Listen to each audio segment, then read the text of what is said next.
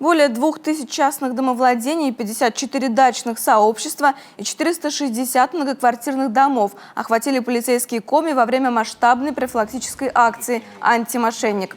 С каждым годом мошенники становятся все более изобретательными. На их уловки попадаются даже те, кто хорошо понимает, что нельзя быть излишне доверчивым в разговоре по телефону. И все же простое правило не сообщать никому никакие СМС-коды многие, тем не менее, нарушают. Полицейские решили еще раз напомнить жителям республики, как действовать в таких ситуациях. Свои личные данные никому не сообщайте, коды СМС-сообщения также никому не сообщайте.